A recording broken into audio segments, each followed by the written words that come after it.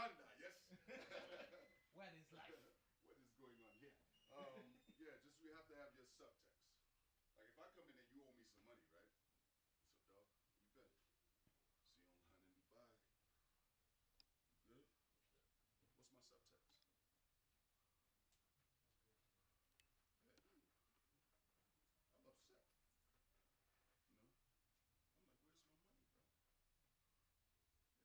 bro? Yeah. But it's the way we the things we say without saying it. We see a pretty girl. You doing?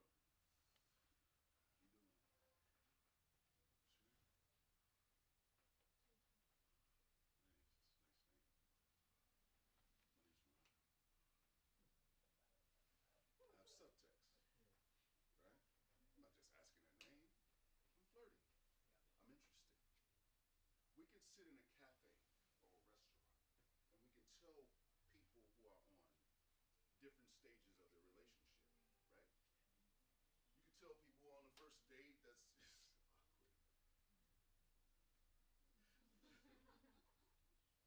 You know, they're trying to find things, a little body language like that. You tell people who are in love. You know, we're engaging, we're holding hands, we're rubbing. You know, you can tell people at the end of their relationship. You know, they've checked out.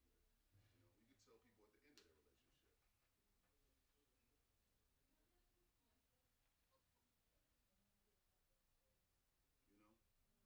This is our instrument. We have an instrument.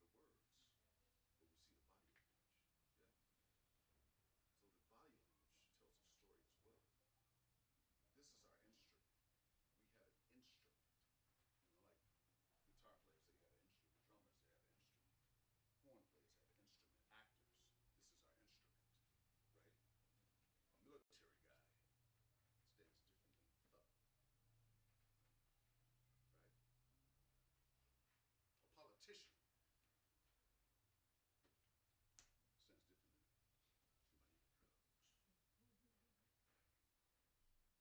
You see a man coming out of a bar, he's drunk.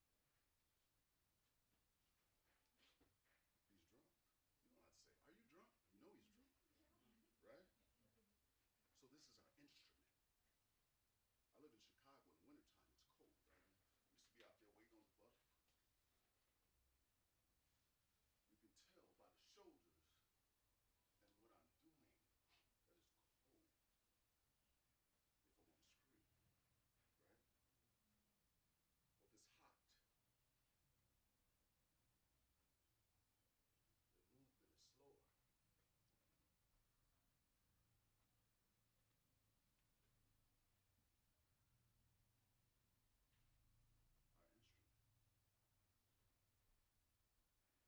We have to know what it is. We have to know what our body is doing.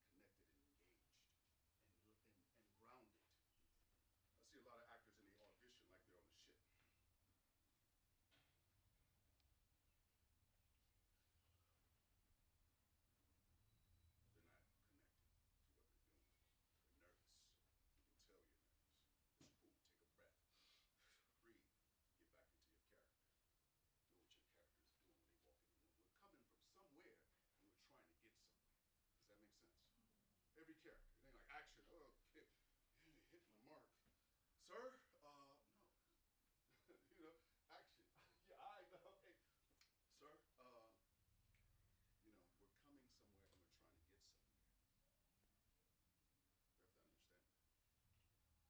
We have to understand that. We have to tell the stories.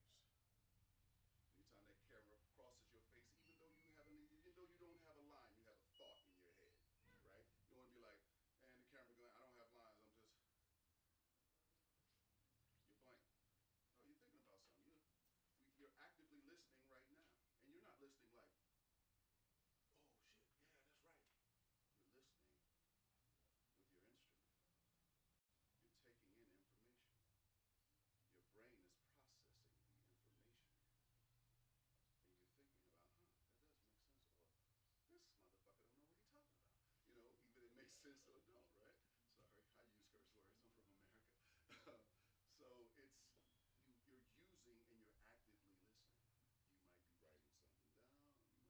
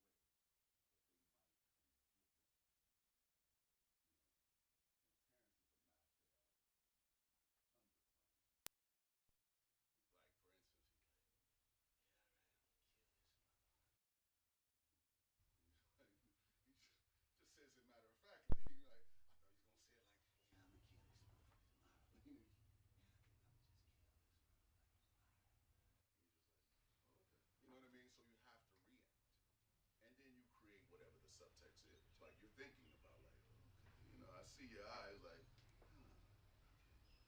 So it might be written in there, but then it can take a different direction. You know, when they revealed that I was his half brother, I saw, and I didn't. I said to the director, I said, listen, his name was Lucius, but his real name was DeWitt. So I asked the director, who was also the executive producer of the show, I said, can I call you DeWitt? I didn't tell him. I said, can I call you DeWitt? She was like, yeah, yeah, yeah, call me DeWitt. I said, okay. So I said, something, something, something, DeWitt. And his eyes flashed, and you can see like, you see him getting mad. So the last take, and I was like, yeah, yeah, DeWitt, something. And he said, my name Lucius, and I ain't got no family. And he walks off. And I look, and he's smiling like, but it was like, it was beautiful how he did it, you know, because that's just where, when they revealed that I was his half brother.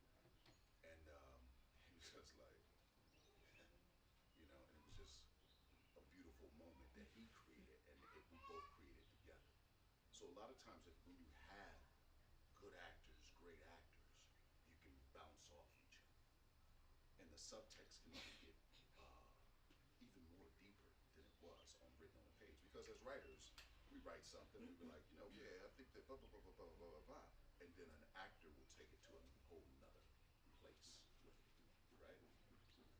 I think the biggest compliment, one of the biggest compliments I got, I was doing a play, and this older lady, and she was with this young woman, and it was at the end of the scene, like my lover left me for some other dude, and she gets married, and she comes back because she finds out that, you know, he hasn't touched her, and she finds out that he went on a honeymoon with his best man, and you know, you can create the narrative, but she comes back trying to get back with me, and I'm like, the whole scene, and I'm talking to her, and I'm like, you know, I'm trying to be cocky and blah blah blah, and yeah, you know, I hope you be happy, whatever, right? This older lady comes up to me after the play, and she says to me, "You played three emotions at once." She's like, "It was beautiful," and she walks off, and I was like, "Oh shit!" She saw that. Like this older lady, I'm saying she's this how old she is. Somebody's holding her. She said, "Young man, you played three emotions, and that was beautiful." And she just walked away. What's this lady? Who is this? Right? And I'm standing there stunned, like, and then somebody comes up to me, like, you know who that was? I said, no. They said, that's so and so. She taught Taraji. She taught Felicia Rashad. She was a professor at Howard University. She taught Chadwick. I was like, oh. So to play three emotions at once, it was like love, pain, and like, fuck you. I'm good. You know what I mean? For you to play those emotions, you know, it's easy to play. I'm angry. But angry and hurt. Like you betrayed me. What the fuck is wrong with you? You know what I mean? There's a movie, Paul Giamatti, white actor, played all through this movie, man, he just wants to get back with his ex-wife. He wants to get back with his ex-wife. He's trying to be the best man at his friend's wife. He knows his ex-wife is going to be there. He's drunk. He's calling her all the time, and he sees his ex-wife at the end of the movie, right? And he's just like, oh, and she's moved on. She's gotten married and everything, and he's talking to her. This is after the wedding, and they're about to go to the what do you call it? Yeah. Oh, you married? Yeah, not the honeymoon, but the reception, right? And he's standing out there, he's talking to her. He's like, oh, yeah, it's good to see you. Yeah, your husband, he seems like a nice guy. Yeah, yeah, they're talking. She's like, well, how's your book? Oh, it sucked, you know. And he's like, well, let's go over to the reception, you know. Let's have a drink, because that's what they did. They drank wine, you know. And she's like, I don't drink anymore. He's like, you don't drink anymore. What do you mean you don't drink anymore? And she's like, I'm pregnant.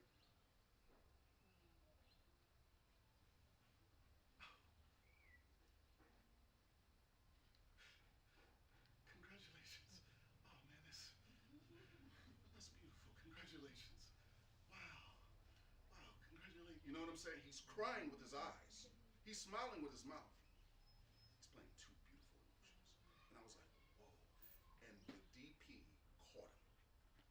framed them up. It was so beautiful. And I was like, wow, look at that. That's mastery. Because you could have been hurt. But he tried to play it off.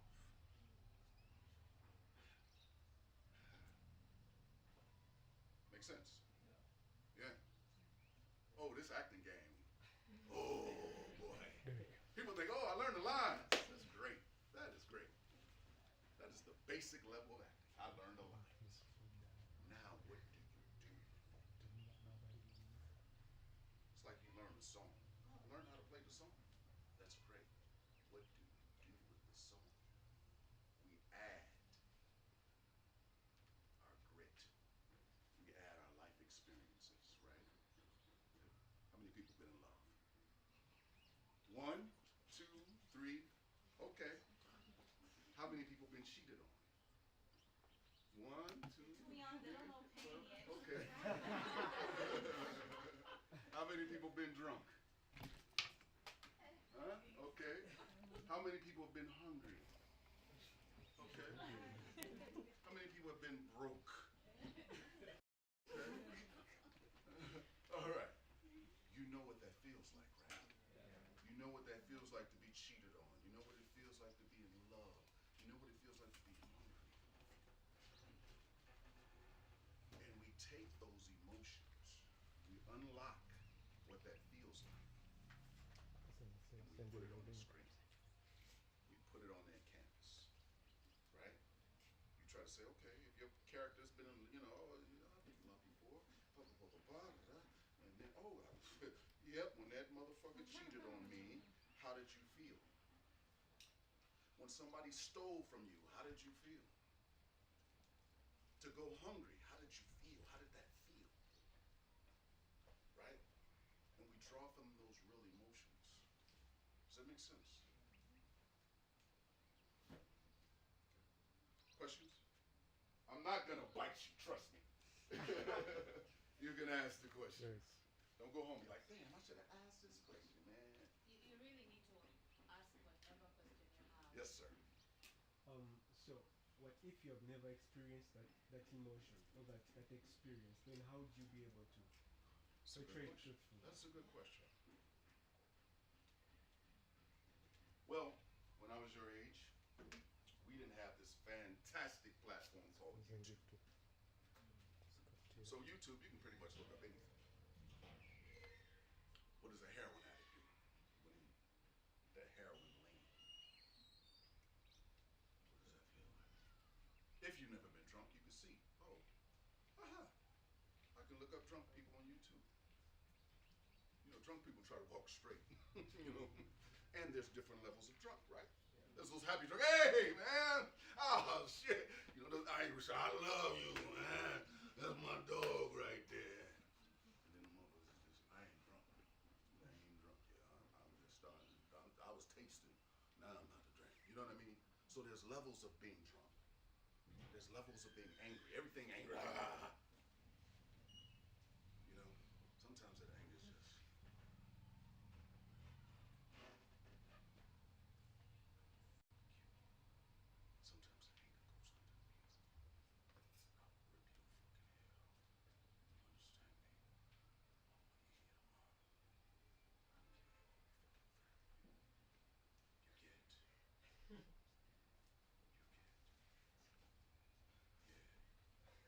So we have to find the levels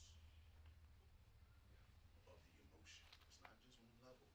All your levels are different. And it's important to not play the same level.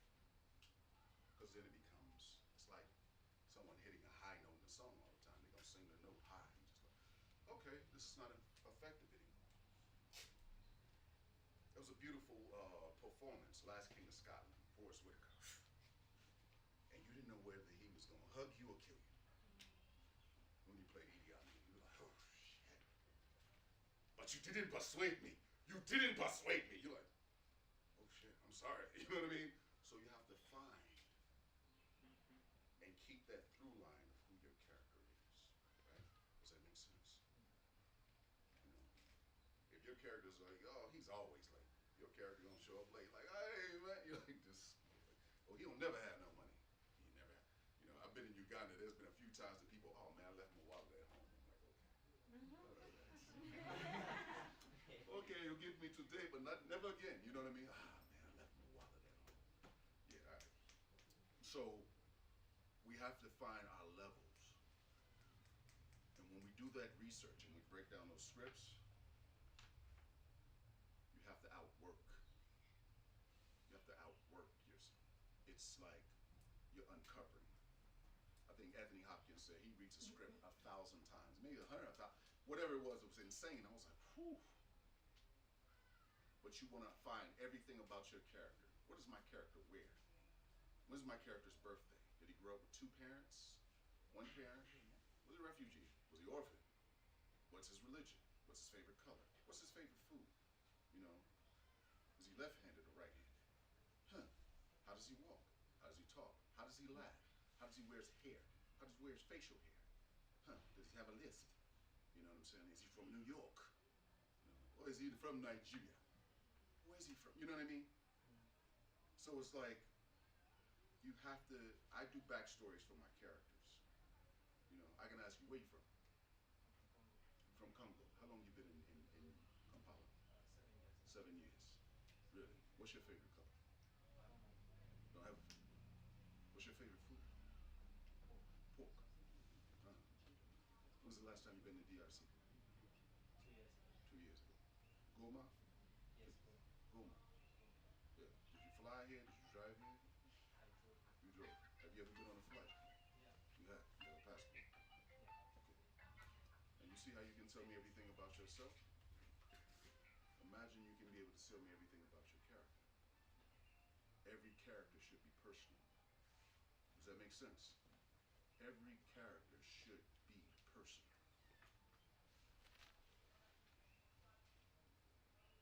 I hope I'm like, y'all be like, what the fuck does that mean, yo? Every character should be personal. Every character should be personal. You know? A good actor is a great listener. You have to listen. You have to listen. You have to observe. I'm a name drop. I had a conversation with, a few conversations with Denzel Washington, right? And then I got fortunate enough to be at his party when he won for Training Day. And, you know, you always want to talk to the greats, and I'm like, bro. I said, man, after you, Sam Jackson, Morgan Freeman, and Jeffrey Wright, Don Cheadle, I'm like, they're not really bringing up the American black actors. He was like, that's because motherfuckers want to be movie stars. I was like, see, everybody want to be a fucking star. Don't nobody want to be an actor. They want to do theater. They want to. And I was like, yo, he's right. And I'm talking to him, and he's stealing. Every great actor is a thief, right? You know what I'm talking about? Look at him behind him. He got holding his hand. Every great actor is a thief. I'm a thief from across the room. I see something like, oh shit, I like that. Huh, I'll take that, and I don't know where I'm gonna use it, but I'm gonna use it. Denzel's in my face like stealing me. I was like, this motherfucker is a thief, and he is unapologetic. When he did this movie Hurricane, the real Reuben Hurricane Carter, this boxer who got convicted, he said he had a meeting with Denzel. He said after about a half an hour, Denzel got up to go to the bathroom. He's like, you know, he was taking a while. He's like, I come back, I walk past him, he's in the mirror, and he stole me. He was doing me. He just got you. I was doing a workshop in Kenya, and this actor walked in late, and he had a toothpick in his goatee. And I stopped him. I was like, yo, look at this. I said, that's a character choice. I said, I'm gonna steal that. I'm doing a show called P Valley. First season, I had a toothpick. I'm cooking chicken. A toothpick right here. Boom, boom, boom. You know, the scene, I'm like, all right, I walk off. But I stole that shit. I took it. I told him I was gonna take it too. So we steal and make it our own. Every black actor ever stole from Denzel. De Niro, Pacino. Still, because those guys are great. And they, you know, De Niro, Pacino, Johnny Depp, they stole from Marlon Brando. If it's good, it's great. Why not? Like, oh, okay, let me see what. Huh. Okay, that's good. Let me check it out. Just don't do an imitation like, all right, all right, all right. Like some people do, but I'm like, I'll still a little something and make it my own. Questions? Anybody? Yeah, I think I'm Kigali. What you got, brother? I was asking about Oh, the note of your car. uh, Again, it's are you at liberty to create, like, in case these are not in the script, they're not being given to you? Do you go aside and say, for me, I will add this to build the whole person? for me, I like to stay with, like, say, like a coloring book, right? You have the line, and I want to stay within the line. But I'm a color and use my crayons and use the different colors. I don't want to be like, oh, you know what? I think this dude should be Italian. Like, no, wait a minute, bro. You know what I mean? It's like I'm gonna stay within, yeah. But I'll color him as much as possible. Now it's up to the writer director to be like, you know, he's too this or he's too that. But I'm like, let me at least make a choice. Let me make my choices. You know what I'm saying? And I'm able to support my choices. Why did you say it like that? Well, I can say this. I can speak the language and say I support this choice because of this. You know what I'm saying? And they're like, oh, okay, cool. Let's try it. You know what I mean? All they can say is try it. If it sucks, then let's go back to the original. Okay, you know, like, all right, cool. You know, because sometimes I'll take lines and I'll flip them up because I'm like, we have writers in LA, what people call Hollywood, and if the show takes place in New York, which is like, this is a 5-hour flight. It's like the difference between here and Nigeria. So the slang is different. You know what I mean? So New York, they'll be writing. LA, they'll be like, hey son, what's good, son? And in New York, they're like, yo, King, what's good? What's happening, King? They call everybody King. I'm gonna go down to the bodega and get you want something, King? So I'll flip it. Or because of the Dominican and the Jamaican influence, be like, I would call Lucius, what's up, brethren? Instead of brother. And they're like, oh, we should keep it. Because with cross cultures, like with brethren, look here, my sin, road boy. You know, my man, I'm going to the, you know, so I'll flip it on them. I'll do a Dominican accent, and they would let me have it. They'll let me fly. Because we do that. We call it code shifting. Or code switching, I'm sorry. You know how when black people get around white people, they be like, hi guy, how are ya? They code switch like that. They start speaking very pronounced English. They code switch. Some do. You know. So when you, depending on who you're around, that's the way you speak. You know what I'm saying? So I was just like I don't play. All they can say is no. Make sense? My brother. Yes, mine is about family. Okay. Acting started to a bit extreme, so how did this affect you? And how did you manage to? Because there are some scenes that you may need to have a bride, and maybe you see pictures kissing or hugging in that scene. How do you go about it concerning your families? Do they get hurt, and how do you manage to make it okay? Listen, my family is fine. No, that's a good question though, because if you're married and a lot of people, your significant other might not understand you having a love scene or a kissing scene. That's a conversation to have. I don't want anybody to have a divorce because of a love scene in a movie. But I would be very honest with my significant other, right? I don't want them to see a movie later and be like, "What? You didn't tell me about this." You know what I mean? So, for me, no, I think the arts in America is just a little, I can't say further along, but America's a little bit open about it, about things. I mean, I have dated women that are like, oh, you're gonna get kissed on women. And if the scene calls for that, you know what I'm saying? Like I have, have anybody seen P Valley? And you have, good, one person, two people. All right, so y'all know this is a wild show. It takes place in the strip club, right? We have strippers. I do a lot of things in there. I'm like security, I count the money, I hold the club down. There ain't gonna be no problems with me. My character's Big L, right? So my oldest daughter is like, you're she called me up. She's like, Dad, I love it. We love P Valley. Me and my friends, we love P Valley. Oh my God, we love. You didn't tell me you was doing it. I said, well, I told you I was in Atlanta shooting this TV series, but it never came on, so it didn't mean anything. You know what I'm saying? Now it's out and it's a hit. She's like, yeah, we love it, we love it, we love it. I said, well, listen. The second season, I just signed a contract that is a nudity clause, right? So I might have love scenes and I might be naked. I'm on the phone with her and she silence. And I'm like waiting. She's like, no, I don't want to see that. But yeah, tell me when I say, yeah, well, I'll tell you when come on. I'm like, you know what I mean? So it's one of those things where she's like, this is uncomfortable, but let me let my daughter know just in case you see her father walking past me. You know what I'm saying? Like, yeah, you know what I mean? So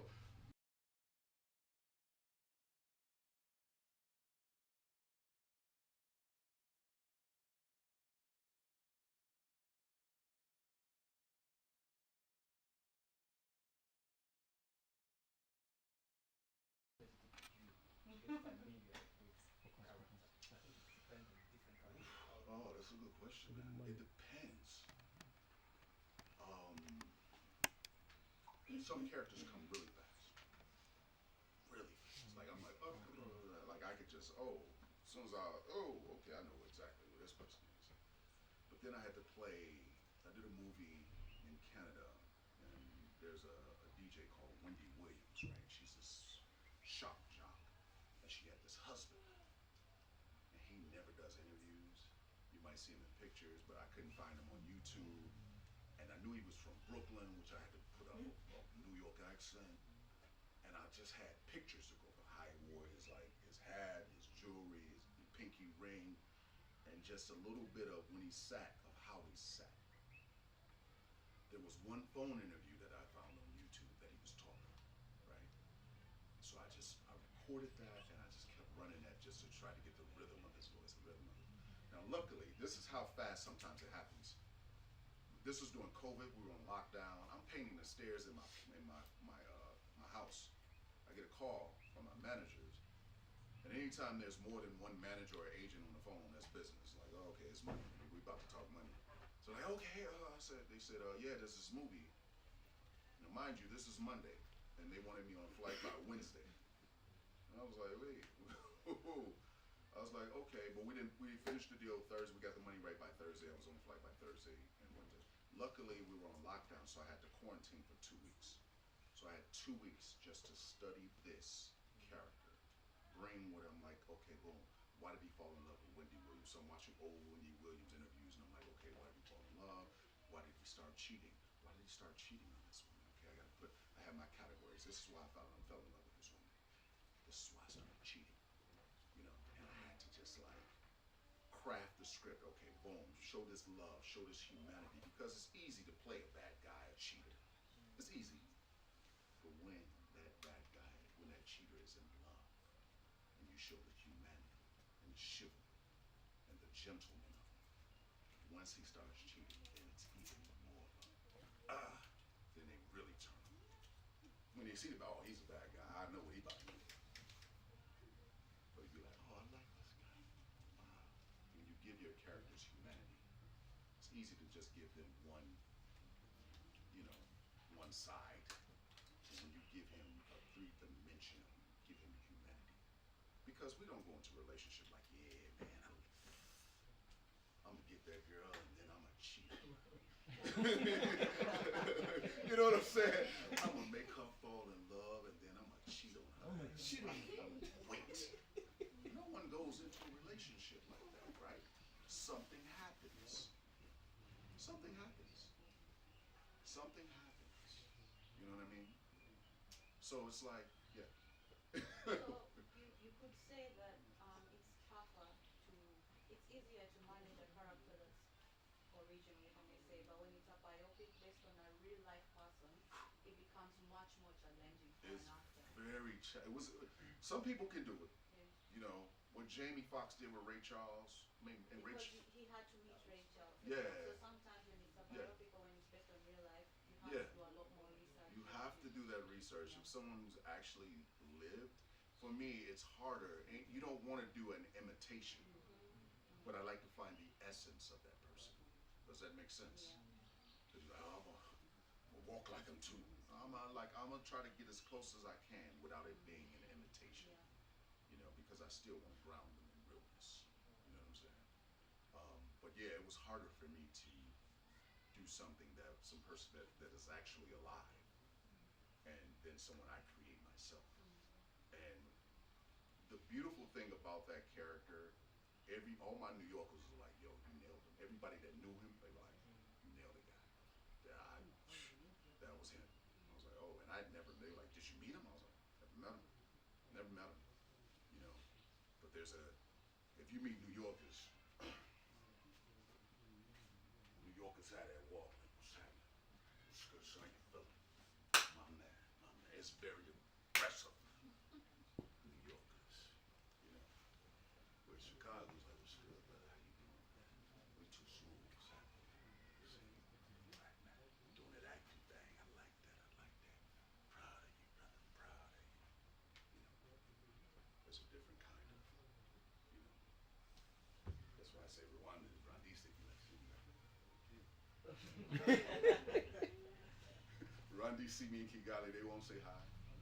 I'll get a DM or something. I saw you. I didn't want to disturb you. You seem busy. Right? Ugandans be like, yo! Nigerians, hey, my friend. Oh God, come here. Do you know who this is? This is in Morocco. Like, no, you don't have to be humble. You don't have to be humble. You're like, you know what I mean?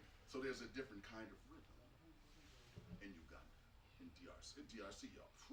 You know when the Congolese are in the party, you like to go to Congolese.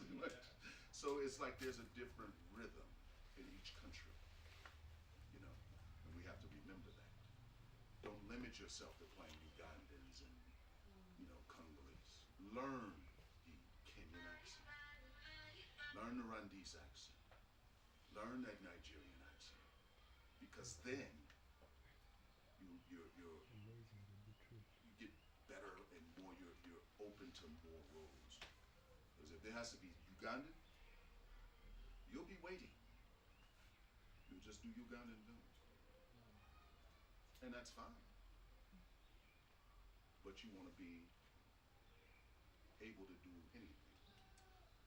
There's a martial artist named Bruce Lee. He said, "Take the shape of water. I pour water in a glass, it becomes the shape of the glass. In a pot, it becomes the shape of a pot. In a bowl, it becomes the shape of a bowl." As artists, we want to be like water. We want to take the shape of those characters and shape shift. You know, the best characters are the ones that are the hardest. You're like, I don't want to learn this accent, yo. Because you know you got to do that work. Oh, man. You have to do that work. They're also exciting.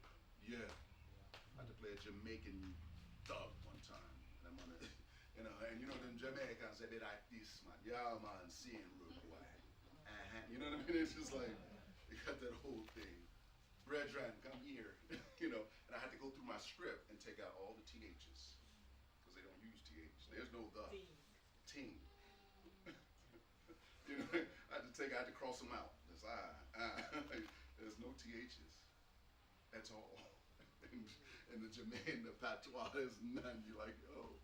And you know what? I went so deep in the character that one time I was dreaming in patois.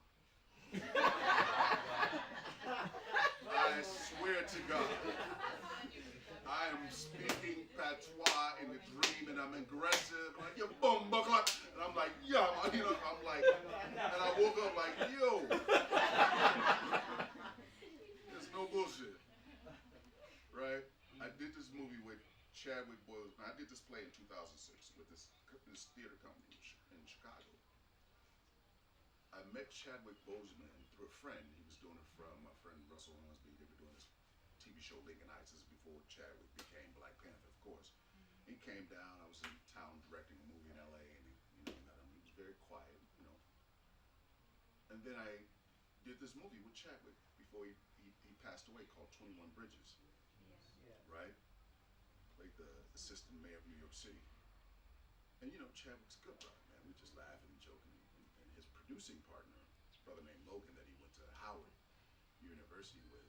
I was like, yeah, man, I met Chadwick through Russell Hornsby back in like 2010. And Logan, he was like, nah, Rock, you met Chadwick before that. I said, no, man, I met Chadwick. He said, you met Chadwick at Congo Square. You were doing a Jamaican yardie. You came to opening night, and he remembered your performance. And I said, whoa. And this had, I think we shot this movie in 2018. So this was 12 years later, and that brother remembered my performance. You know what I'm saying? And that was just like, whoa. So you never know with your performance who's watching. So always do good work. Have some integrity to your work. You know, don't be a lazy actor. Don't be afraid, because we all have butterflies or fear when we step on that set. You know, we just gotta breathe and connect. You know what I mean? And one day it'll be second nature. You'll be like, you won't remember. You just like taking your last breath. You don't even remember. It just becomes second nature. You know what I mean? And don't worry about what people say about your performance and what critics say about your performance, because there's no statues for critics. All they do is like, he sucked. I hated him in this movie. Okay, thank you, brother. Can you do it? No. You can sit behind your computer and type up or tweet something. That's fine. That's fine. Just do your work. You know, nod and smile. Thank you. You keep going. Yes, sir. Yeah. Talk about the 21 Bridges. Yeah. There is that scene where Chadwick, the character, is planning to trap those killers. I saw you were keeping your composure, like you're just there and looking at it. How do you do that? Because sometimes when you're on set and you're not saying anything, you want to do something, I don't know, with your hands or like you just don't know how to focus. How do you do that? It's a good question. I'm a great actor. No. course. No, let me say something, bro. I'm glad you said that, because I had an experience, because I'm sitting out there and there's an actor, the white actor, the bald actor. He had won an Oscar. I've watched his work. And Keith David, I've been watching him since I was a kid. And then you got a few other actors. Then you got Black Panther. And I'm like, and you got me. So I took on the politician stance, because I'm a politician in this movie. And it was cold. It was November. We just had on suits. And in between shots, she just like, shit, it's cold. Got the bowl head out. It's cold. We're in Philadelphia shooting. And I'm looking and I'm like, yo, I'm up here with some hitters. Man, fuck this. I'm about to do my shit. You know what I mean? Because you got to get out. You know, give people their respect, but then be like, all right, let's go. Stand there, boom. I'm coming. And luckily I got to play with Lucius and Cookie a lot. And we played, you know. There was one time, Terrence Howard's he's working on a different level with his acting. Like, I'm like, damn, I look at some actors, I'm like, how did you make that choice? Because I wouldn't. He was shooting he comes in, and here's the door. I'll set this up for you. The door's here, the camera's here. There's an actor named Exhibit, and then the young brothers right here. They're having something, and Terrence comes in with some coffee. Right, puts the coffee down. Exhibit tells the young line, Yaz, who played, got his name. Anyway, he said, blah, blah, blah, you want to hear real music, you know, Hakeem. He tells Hakeem, yeah, you want to do real music, come to me. Right? Says something to Lucius. Camera's here. Normally you'd be like, watching a monitor. Picks up the coffee. Camera catches his eyes. He walks out. But he gave that camera that shot. Usually we like, all right, and walk out without giving that camera that shot. He gave, and I went up to him. I was like, "You brilliant motherfucker! I saw that." He was like, "Yeah." We know where the camera is, and we forget it's there. You know what I mean? And it's a game of inches. Like I said, I'm from the theater. You theater actors, when we're speaking to a theater, we're enunciating our words, and we have to reach the back of a theater. We have to project. Our movements may be a little bit bigger. You know what I'm saying? If you got to reach 500 to 1,000 people in a theater. So doing plays and doing theater is like painting on a canvas, because we want the audience to see it. TV film is like laser surgery. Eye movements, everything. The camera catches everything. Every blink, every moment. When you're sad, when you're angry, when you're happy, when you're mad, when you're in love. You have to. You don't have to do that.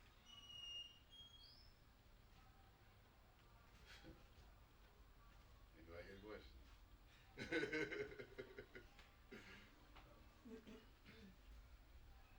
Yes. Yes, sir.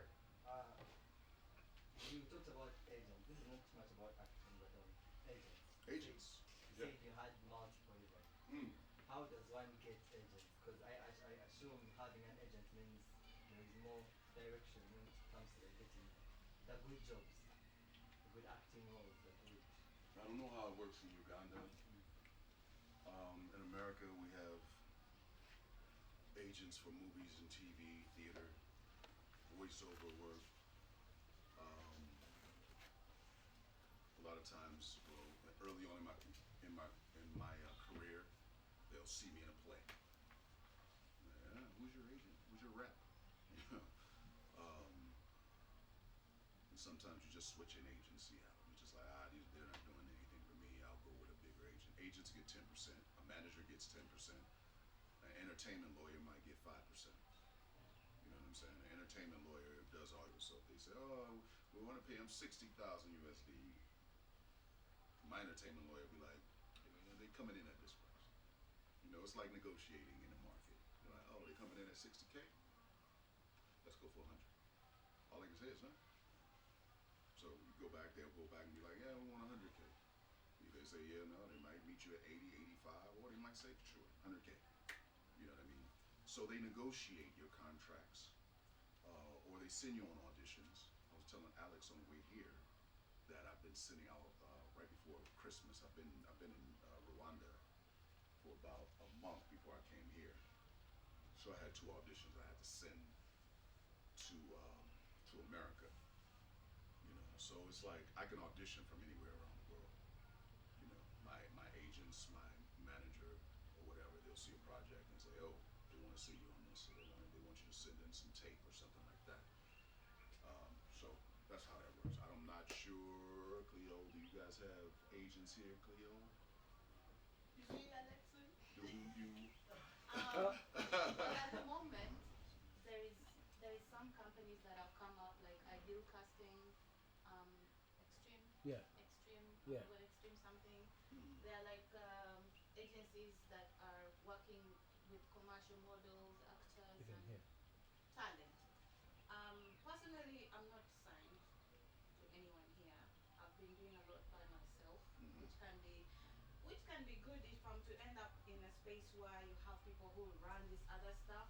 I think I would be more amazing at now my creativity, because for us we end up learning how to multitask and do too many things, right, Alexa?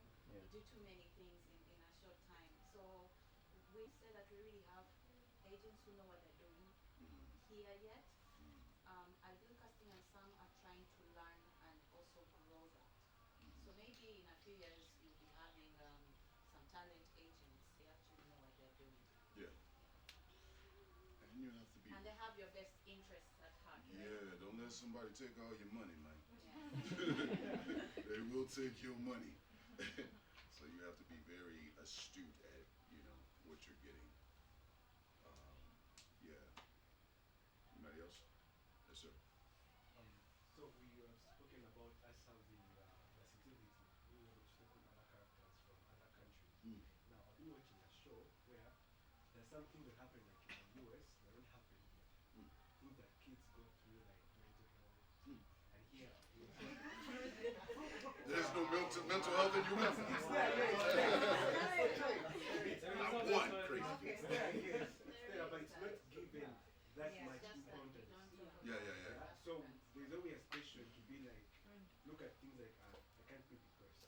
Mm. So some of us haven't felt that, Mm. or like being able to go through that. So I know there are things that you can watch on YouTube Mhm. and be able to like know the mannerisms, Mhm. but then there are things that can't be like shown in behavior, Mhm. that they are felt and then they are seen. Mhm. And then sometimes you have to connect your character, and the easiest way to connect it is if you know, Mhm. or if you have an idea of what they are going through. But if you clearly don't have an idea of how someone who is depressed would feel, or someone who is an addict feels, so how do you connect that? That's an amazing damn question, right? That's a good question, bro. Like I say, I sometimes I go to YouTube, or if I'm in New York City, I walk down the street and I can see addicts. I've never been addicted to any drugs or anything like that. I'm like, whoa. I've had people in my family who have been addicts. I had to play. There was a movie I was up for. They wanted me to play this killer, contract killer, New York, killer. I'm from Chicago, and I'm like, okay. Huh. I'm reading the script, and I'm like, I'm not a hitman. I guess I've been sort of a mercenary being in the military, but I'm not a hitman. So I called my friends in Harlem, in New York, and I said, hey man, got this movie. I need a hitman. I need a New York hitman. You know a New York hitman? Oh yeah, come up to Harlem. I'm like, okay. I said, all right. So we're sitting down in this restaurant. He's like, there's this brother named Pretty Black. I said, Pretty Black? He's like, yeah, Pretty Black. It's a great name, right? Pretty Black. I said, okay. He's like, oh man, he killed about 30 plus people. Contract killer. I was like, he's telling me the story. I was like, oh, okay. He's like, yeah, he's on his way. I said, all right, chilling. And he did 30 years in prison. I think they got him on 4 bodies, not all the bodies that he, 30 plus or whatever. Whatever, I mean, but anyway, he's a friend of mine now. But we're sitting down in the restaurant. He walks in. He walks in with a canary yellow sport coat, white t-shirt, white pants, canary yellow shoe. Dark brother, sunglasses on, white teeth, just. Yeah, man. We're sitting down. He's very charismatic, and I'm sitting there like, yo, this brother. Huh? It didn't look like No, because he's in his 60s now, but he looks good. You wouldn't know he's 60, but yeah, he did 30. Yeah, okay.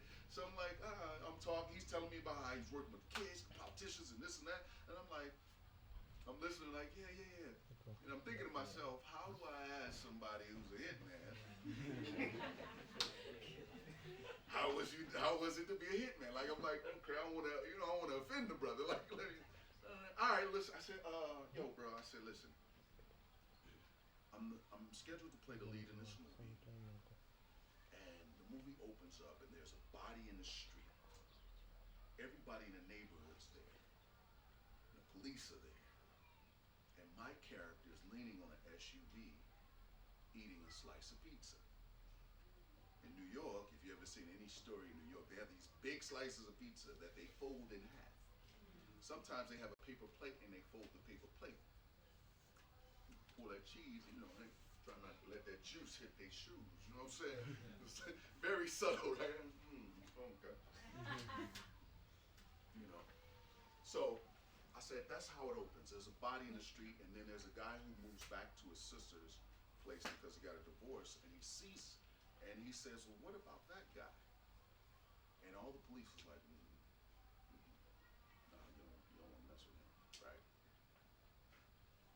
I said, this dude just goes on, character just goes,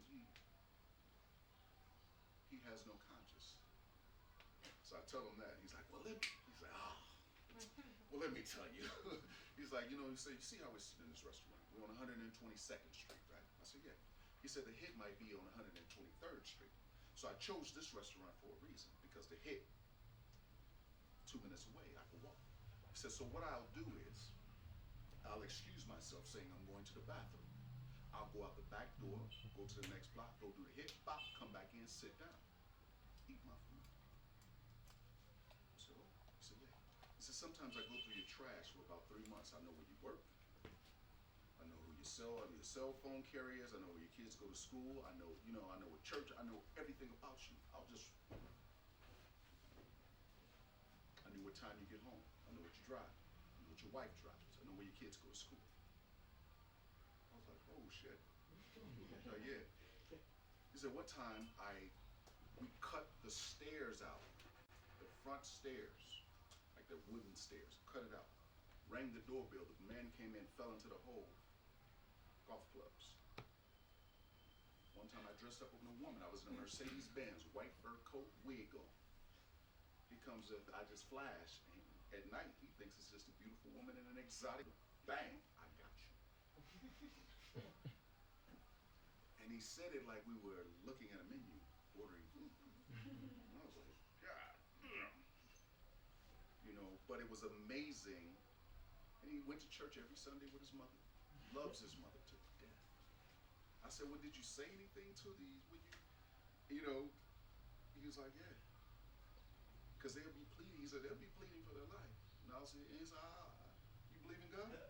They'll be like, yeah, I believe in God. He said, well, you won't die if God saves you. He said, God never saved me. I was like, damn.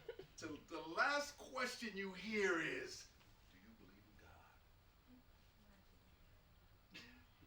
God's gonna save you. Bang. Cold-blooded. Have you ever seen Pulp Fiction? Yeah. Samuel Jackson. But there's a Bible verse, and he goes into this Bible verse before he kills someone. I was like, ooh. So I interviewed someone. You know someone who's depressed? Interview them. Sit down. You don't have to interview, just talk. Just sit down and have a conversation. You never owned a club, but you might, there's God. Why did you open your club? Well, what was the process? You know what I mean? You have to be part journalist as well. You know what I'm saying? Some people open up and talk, some people, you're not going to always get the same response, Like I said, how'd you get addicted to drugs? Like crack cocaine is big in America, it used to be. And it was engineered to the point where if you take one hit, you were addicted. One hit.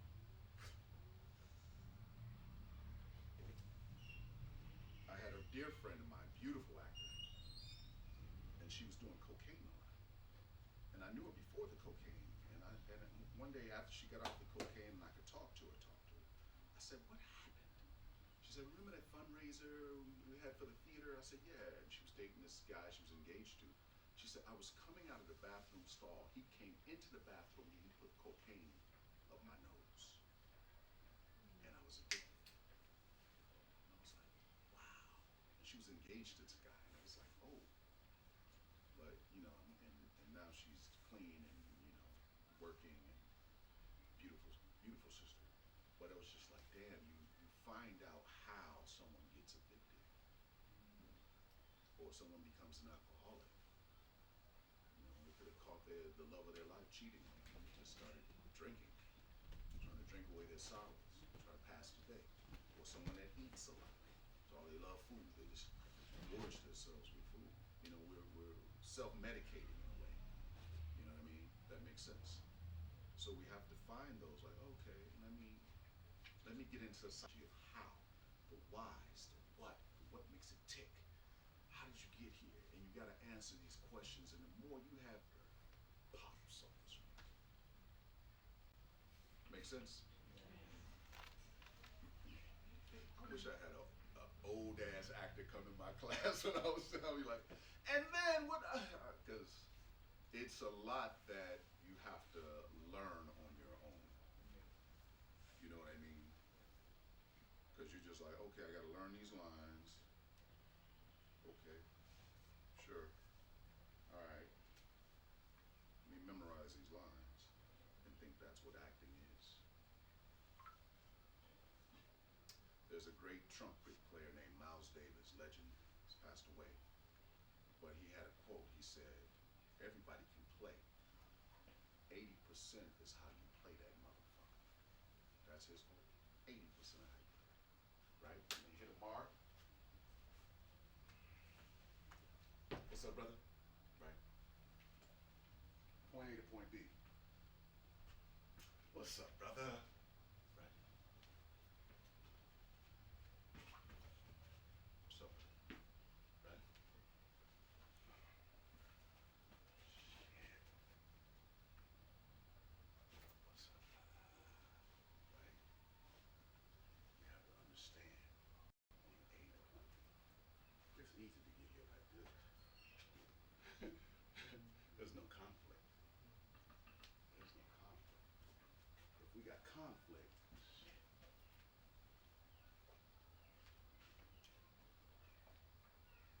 Makes it interesting. Makes it interesting. You ever walk down the street, come out your house, lock the door?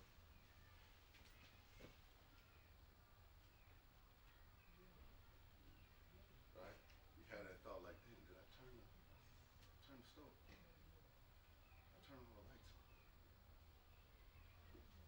You know?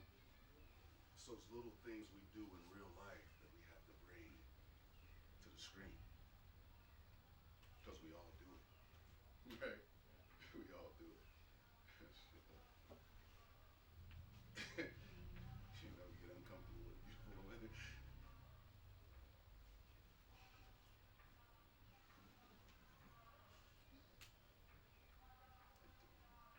Right? We have to find those little, make it real. Don't act, make it real. It's a real thing. Questions? Okay. You say you directed Mm.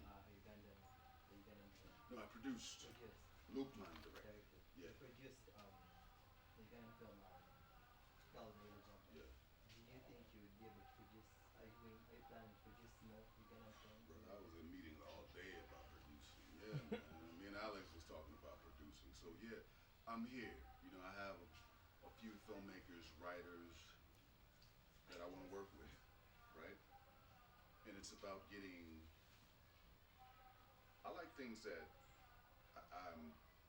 You like, oh, okay, I haven't seen this. Like when I got Girl in the Yellow Jumper, it was a scene, and then he sent me the script, and I was like, okay, I haven't seen a film like this out of Uganda yet. You always see, oh, he cheated on her, the abusive husband, you always see the battered, you know what I mean? It's like, there's hundreds of those films, but give me something new. Give me something new. You know what I mean? It's like, I'm in Rwanda, I'm like, you can't tell another genocide. I don't want I don't want a genocide movie. Respect to those who, you know, went through it, and respect to those who passed away, and respect to the ancestors. But there's more to this country than that, right? So I don't, and if you can't do it correctly because the government aren't going to let you get in there and get real gritty, then why are we doing it? I don't need to tell that story. You know, sure it needs to be told. Sure, I don't need to be part of it. Or done correctly because they don't want you to get in there. You know, so the scripts I was like, Now, I just sat with a brother, and it was he had a love story. He said he was hiding, and this woman who was from the tribe, I'm not gonna say, but she used to come down there, and she used to sing in French, and that kept him alive. And so one day he came out of hiding and singing with her. He scared her, and she ran back, but then she kept coming back, and they were singing together and singing together. But then her family was, you know, shipped out to Belgium, and he hasn't seen her since '94. But they keep in touch through social media. She hasn't been back to Rwanda because of the trauma, and he hasn't been to Belgium. I was like, you got to meet this one. He's divorced, and he's still in love. I'm looking at him, I'm like, he's still in love with this woman. She kept him alive. I was like, that's an interesting story. You know what I mean? Without telling genocide or whatever's going on, but you don't have to show it. You show this love story. And I say, oh, that's an interesting angle. But these are two people from different tribes that fell in love with each other. And just because of what was going on in the backdrop, they weren't able to, because she was, and he stayed. And now he's in Kigali, and he can sell you. I'm like, bro, you gotta either go to Belgium or meet her somewhere because you love this woman. You know what I mean? You have to complete that circle. Otherwise, you're always gonna feel empty. Yes, sir. Yeah, Nathan does about who is a great actor. Who? Who is a great actor? Who's a great actor. Now I want to know, according to you, what are the elements of a good story? What are the elements of a good story?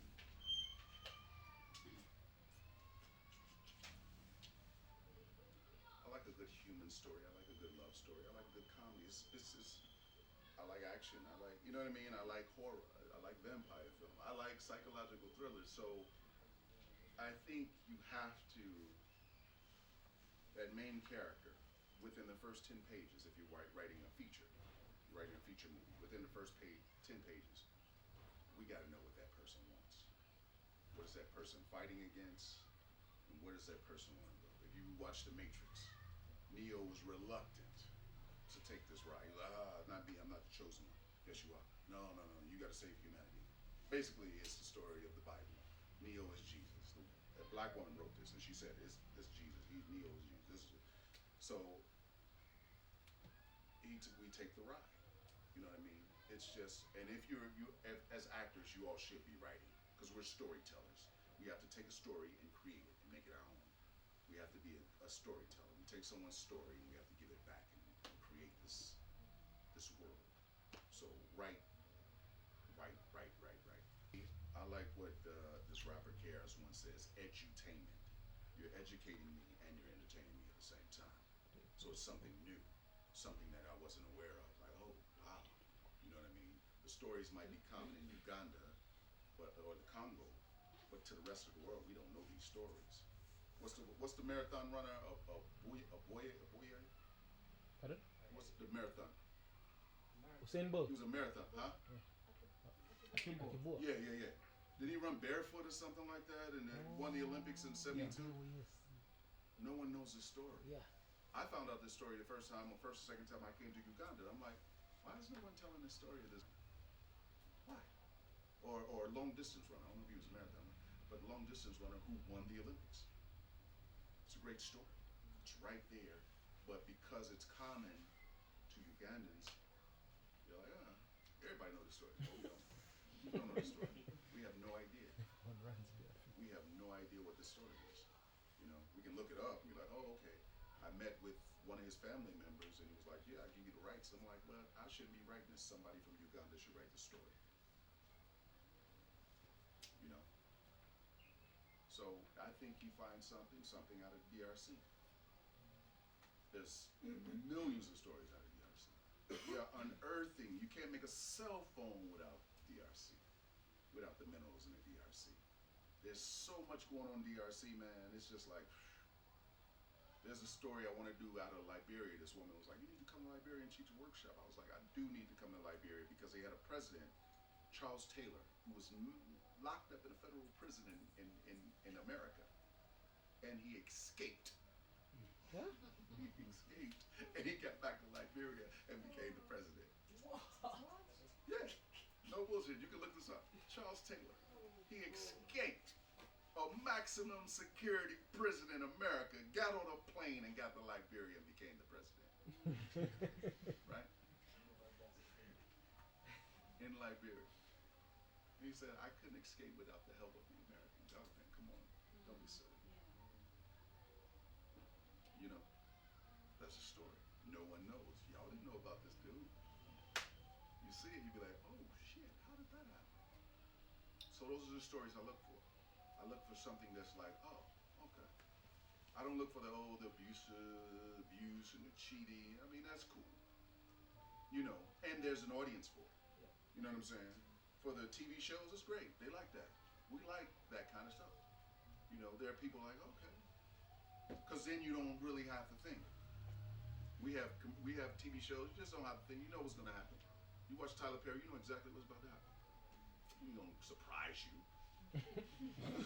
Oh, I'm surprised. You're surprised by that wig on that person's head. Yeah, you're like, oh shit, look at that wig. Oh God, they didn't. It's a different wig. So it's not gonna really. Hell no, get off me. No. So you know, so for that, we do the business and we do the creative show.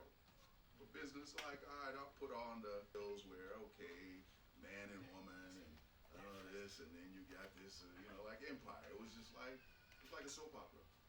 You know what I mean? Like, okay, you got all this turmoil going, this inner fighting within the family, and who's going to be the next person that's going to take over this, and they're like, Yeah, so people like to tune in for that. That's great. That's great for TV shows. There's a movie called Io Capitan, right? Anybody seen that movie? So Io Capitan. It's about these Senegalese boys. You know, they work in the market, they don't have any money. So they're like, I want to go to Italy, I want to go to Europe to make some money for my family, right?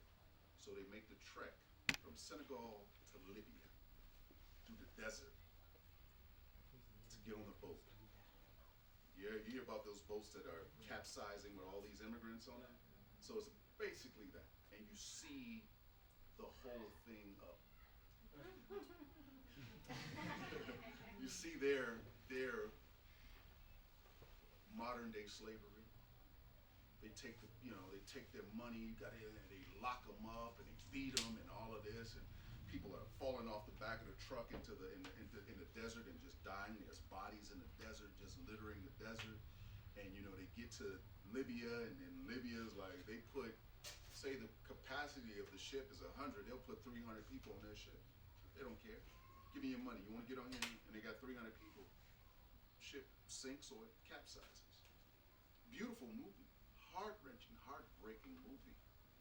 We hear about it, but to see it, you're like, whoa. Everybody's thinking about a movie now. They're like,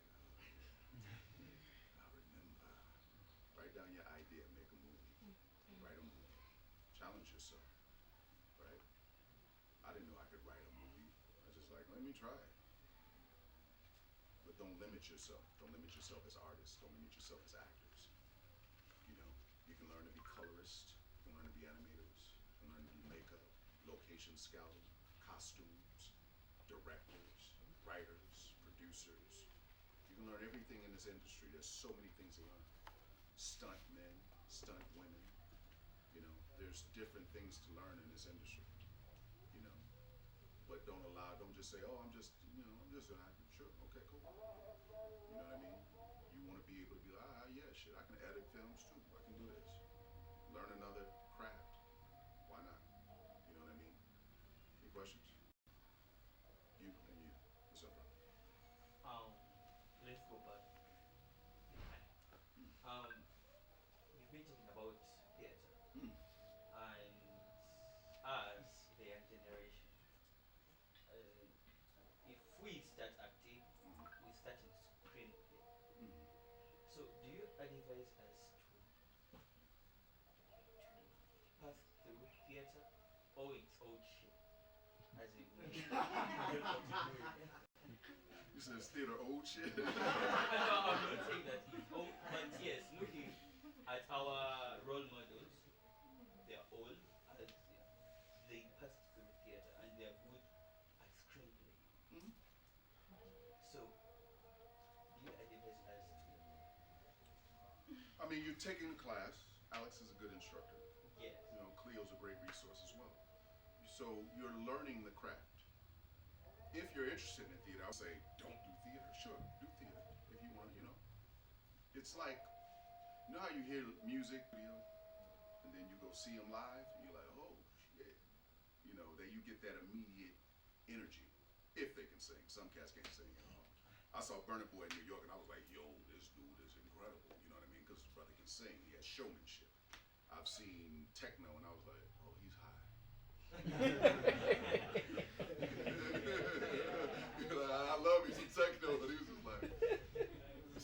That's right. You know what I mean? Some people need auto tunes and other people don't. So for me, for theater, I'm getting that immediate feedback. You know, I'm working. You know, they say acting is a muscle that needs to be exercised. So I'm like, okay, if I got time to do theater, I'll get on a stage. It's not necessary, you know, but if you want to get into it, do it. I love theater. You know what I mean? I just don't have time to do it no more. Like I'm like, I can make more in one day than this whole play. You know, that's because now it's business for me. You know what I mean? But I'll go back and do one more play, at least one more play. But no, I'm not saying don't do theater. If you have an interest in it, definitely get on that stage, man. You know what I mean? Because theater really taught me how to break down characters. Because a lot of times we'll sit at that table for a week with that script and we're like breaking it down and like, what does my character want? What is blah, blah, blah, blah, blah, blah, blah, blah. So years and years of that, when I get a regular TV script, because you say a play, we working from page 1 to page 70, going straight. Ain't no rope, there's no net. You're out there, either you know your thing or you don't. If you miss your line, you better like hope some other actor save it, because we've all had that deer in the head like, oh shit, I forgot my line. Like, and there's 500 people like, yeah, this motherfucker done forgot his line. Like, you know what I mean? But you have to stay in it. It's a beautiful concentration. Where TV film, you might have one scene that day, a couple of pages. So I can pick up a TV film script and I'm like, I know it. You know, because when you train for a marathon, it's easy to run a sprint. I'm gonna pace myself for a marathon. So if I have to run from here to across that street, that's nothing. You know what I mean? So I always train for that marathon. I'm always like, even if I'm not, I'll pick up somewhere, read out loud. Just read out loud. Pick up your book. If you're reading a book or reading a script, read it out loud. Just read it out loud. And find the musicality of words. Anybody know what life words are? No? Life words are almost in every sentence of your script, there's a life word. So when I'm from Chicago, and right now Chicago's in the wintertime, so it's cold. Huh? Cold is a life word. Well, I'm in Uganda and it gets hot. Hot is a life word. We give life to that word. You know what I'm saying? I saw this girl, man, I was over in Mezzo Noir and she was beautiful. Beautiful. We say it when we talk, but we get that script and we forget. Then it becomes, I was at Mezzo Noir, I saw this girl and she was beautiful. Oh, Uganda is hot. It's wintertime in Chicago, it's cold. We didn't give any life to any words. So we find the musicality of the words. You can go through and circle in your script like, oh, let me say, oh, beautiful. Well, that kid is very smart, very intelligent. Oh, he's funny. Funny. Beautiful. Oh, she was lovely. I hate that motherfucker. Hate. Right? Samuel Jackson is beautiful. He's gonna have these rhythms, and Sam is like, "You motherfucker! I told you, you better have my money. God damn it!" You know, he's gonna go up, come down. He's gonna find these peaks and mountains, peaks and valleys. I'm sorry, of his words. So you don't want to ever be on the TV and I'm just saying, "Oh yes, okay, wait, but no, me is I'm mixing up all kind of words, but you don't just want to say like this. How are you, sir? It's beautiful. Okay, what is your order? You want the chicken? Chicken, would you like juice or coffee, Americano? You want sugar with your, you know what I mean? You're just like, okay, this dude's about to put me to sleep. You know, as a waiter, sure, sometimes it is robotic. You know, you spill the specials today are there, you know, sure. But when you're playing with these other characters, play. Have fun. Find the musicality of your character. Anybody? Yes, sir. My question is, let me ask back to what you said earlier. You said something about having a thought during a scene. So there is having a thought, and then there is also the active listening. You have to listen to this person. Then also you want to look like you are So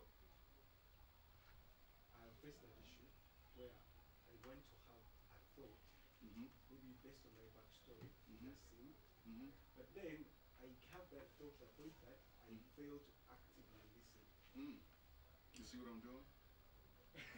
I got a thought. I want to say something and I'm responding at what you're saying. I'm actively listening at the same time. See what I'm saying? You know, you don't have, guys, when we talk to people, we don't be like, hey man, how you doing? You good? Okay, yeah, well, wow. We don't stare people in the eyes the whole time. Yeah man, okay, sure, all right, I'm gonna go down there and I'm gonna give you, is Governor still open? Governor inside open no more. Damn, that's fucked up. Yeah man, you wanna get a chapati? Let's go get a chapati. You know what I'm saying? We don't do that in real life.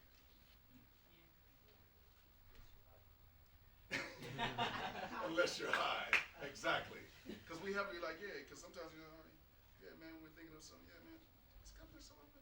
It's not. Let's go get it. You want to get your spot? Okay, cool. You know what I'm saying? We think on the line, or we think in between the line. Does that make sense? So we actively listen, and it's something, say something, but you stop. You're like, oh, let me get it.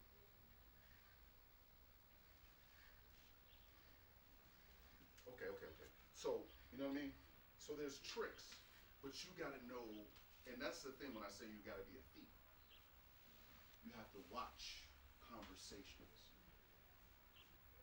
And you have to remember how, like, okay.